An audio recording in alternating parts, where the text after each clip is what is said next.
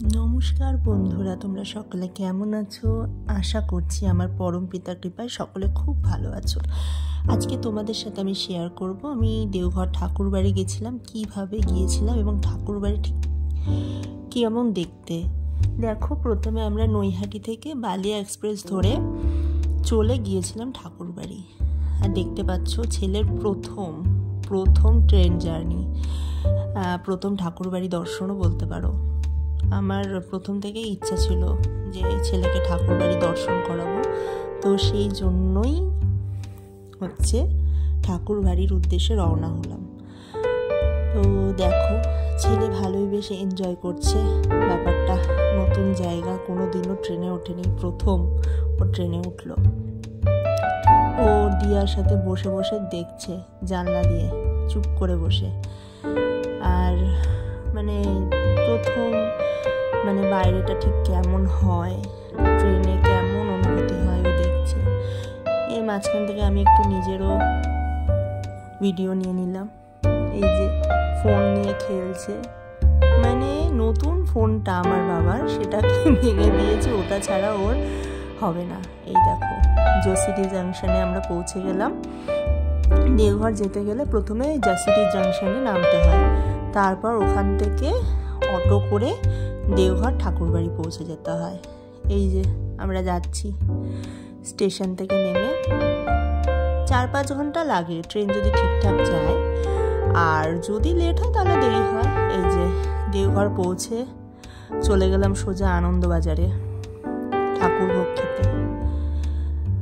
দেখতে পাচ্ছ কত সুন্দর, এটা হচ্ছে রাতের বেলার ভিউ।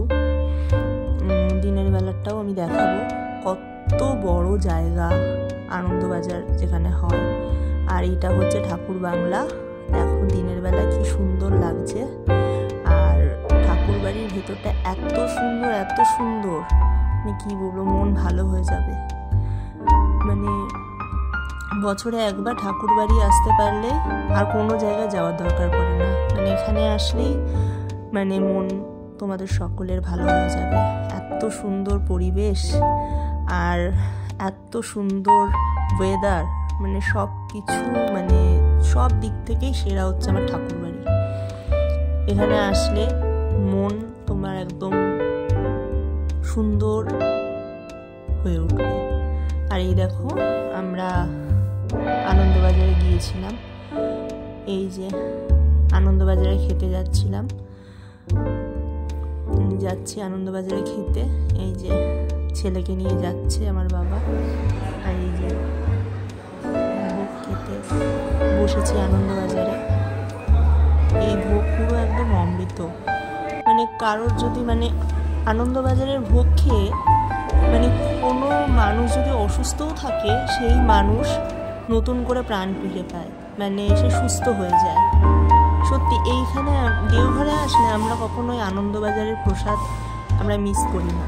যেভাবেই হোক, দুপুরে আর রাত্রে আনন্দবাজারের প্রসাদ আমরা খাবো। এরকম ভাত দিয়ে যাচ্ছে, এত সুন্দর একটা স্মেল বেরোয় এই ভোগটার থেকে, অর্ধেক পেট ওখানেই ভরে যায়। যে ডাল দিয়ে যাচ্ছে আর দেবে সবজি। সত্যি আমার তো দেওঘরে আসলে এই প্রসাদ খেতেই হবে, নইলে একটুও ভালো লাগে না। এই যে আনন্দবাজার থেকে বেরিয়ে দেখো, এই মাঠে আমরা ওয়েট করছি। আসলে ছেলেকে নিয়ে তো সবাই মিলে খাওয়া সম্ভব না, ও বসতে দেয় না, তাই আমি আর আমার বাবা খেয়ে নিয়েছিলাম। আর ছেলেকে আমরা রেখেছিলাম, আর আমার মা তারপরে খেতে বসেছিল, তাই জন্য এখানে ওয়েট করছি। এখানে সব সময় বসে থাকতে ভালো লাগে, পরিবেশটা এত সুন্দর, মনে যেন সব সময় বসেই থাকি। চারিদিকটা এত সুন্দরভাবে সাজানো, প্রকৃতির অপরূপভাবে যেন সজ্জিত এখানে। আর আমার ছেলে দেখো এখানে এসে নামতে চাইছে, খেলে বেড়াবে। এই ফাঁকে আমিও নিজের ভিডিও করে নিলাম। কি করবো,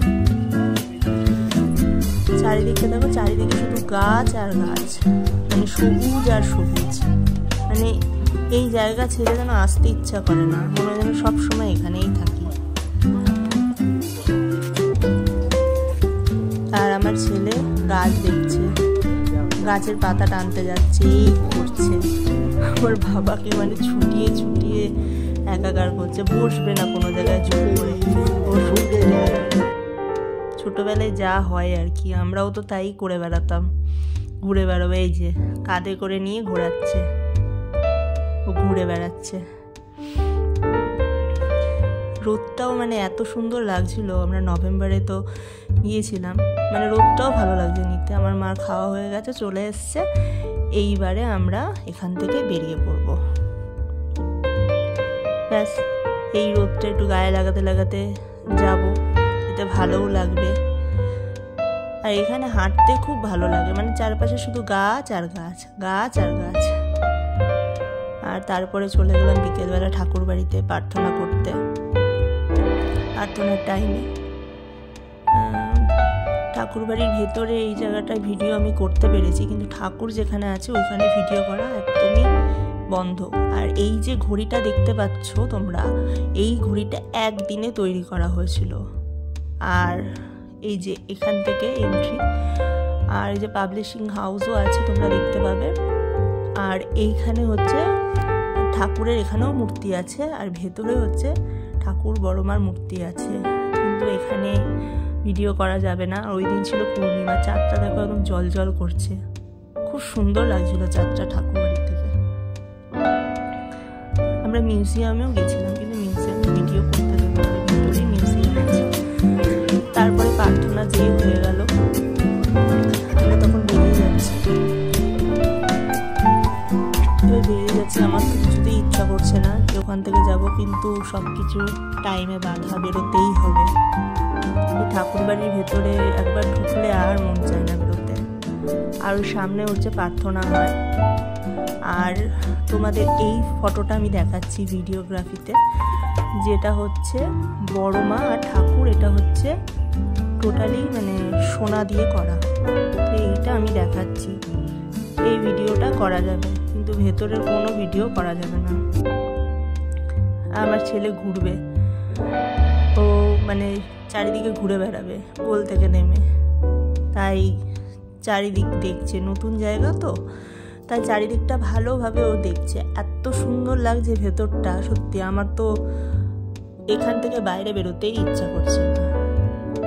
তাই কি করব, আমাকে কখন থেকে বলছে আবার আনন্দবাজারে খেতে যেতে হবে, তো আমাকে রেখেই চলে যাচ্ছে।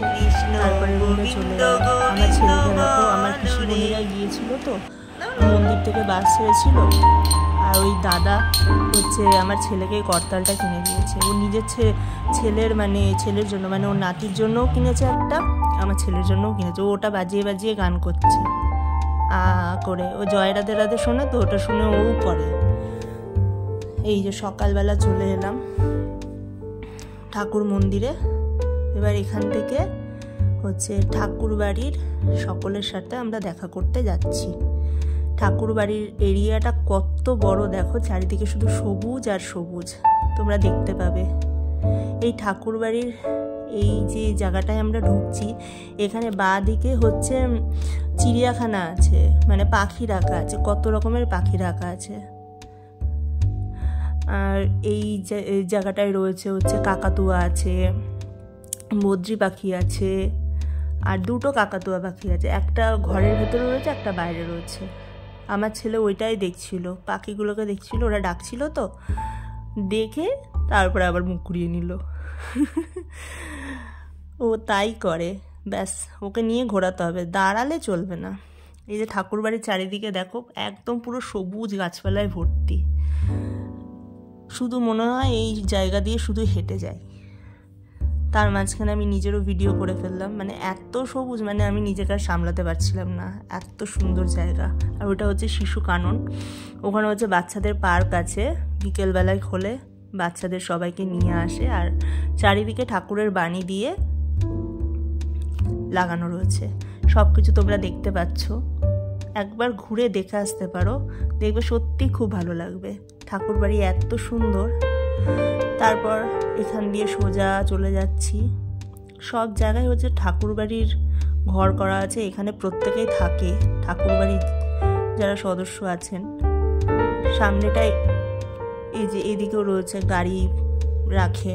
আর এইটা হচ্ছে রাত্রেবেলায় এখানে ফোয়ারা আছে, আর ওই দিকেও নানা রকম কি বলবো ঠাকুরবাড়ির কাজকর্ম হয়।